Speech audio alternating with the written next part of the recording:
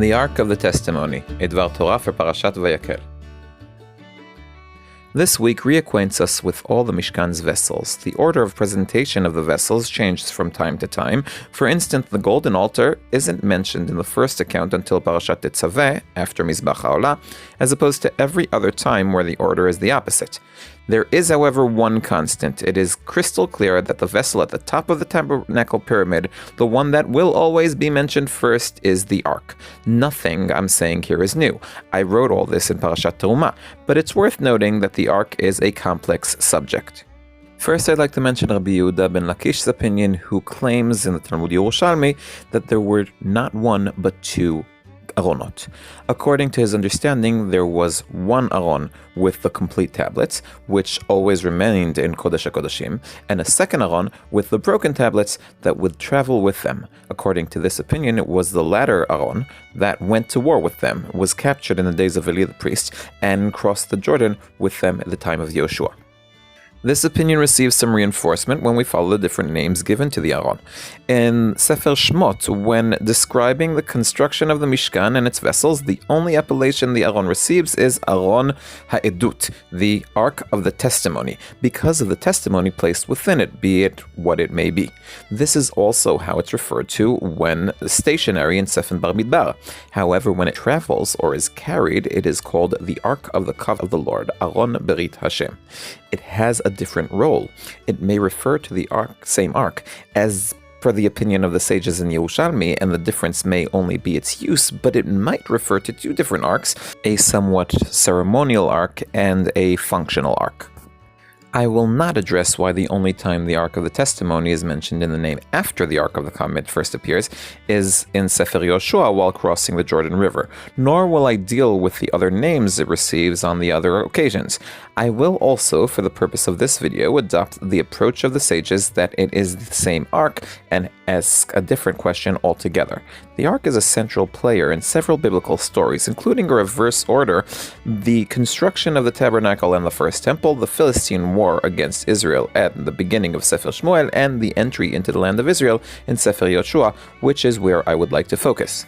When Bnei Israel cross the Jordan River, the Ark has two central roles. First, it will serve with the priest carrying it as a guide. Second, it is a conduit through which the miracle of crossing the Jordan will take place, and this is the point I would like to dwell upon. I understand the need for a guide. The text states it explicitly, for you have not passed this way before.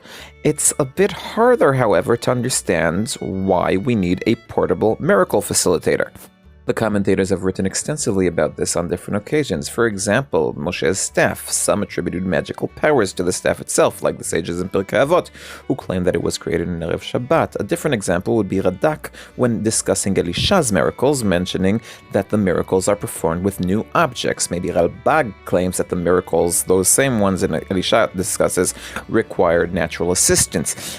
I prefer to follow Chizkuni approach, which argues that when Hashem tells Moshe to raise his staff, he means for Moshe to remove it, effectively saying that Moshe doesn't need a special object to perform his miracle. If so, the question returns, why use the ark? Simply put, one could say that Yehoshua is not Moshe. Moshe doesn't need a facilitator, but his disciple Yehoshua is not on the same level. I agree with the claim, but I want to refine it. The sages have a famous saying, Moshe's face was like the sun, Yehoshua's face was like the moon. Everything Yehoshua does comes from Moshe's power. The sages take this view to such an extreme that in Masechet Ta'anit they teach that Moshe stopped the sun in the heavens, just as Yehoshua did during the Battle of Givon, for it is inconceivable that Yehoshua could have done something that Moshe did not. What does this have to do with the ark? I'm glad you asked. Let me ask you a question as well. What was inside the ark? Truth be told, it isn't entirely clear. There is no dispute that the whole tablets of the covenant were there. If you ignore Rabbi Yehoshua ben Lakish's view mentioned earlier, then likely also the broken tablets were there as well. Perhaps also the Torah, and according to some views, a jar of manna and Aharon's staff. Do you notice a common denominator? Let me help you. The whole or complete tablets were written by Moshe and brought down to Bnei Israel by him. The broken tablets were brought down and shattered by Moshe. The Torah was written by Moshe and bears his name. According to the sages, Bnei Israel received 3 gifts in the desert: a well of water, thanks to Miriam, clouds of glory on behest of Aharon, and the manna, in which a portion was placed in the ark, thanks to Moshe. Additionally, some claim that Aharon's staff was actually Moshe's staff, given to his brother. Even the ark itself, with the kaporet and the kruvim, although built by Betzalel, was the place where Hashem would meet Moshe, as stated explicitly. The common denominator, then, is Moshe.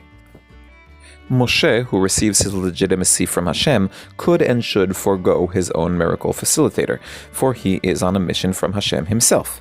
Yehoshua, who comes from the power of Moshe, must take with him symbols of Moshe so that the people can internalize that he is Moshe's replacement.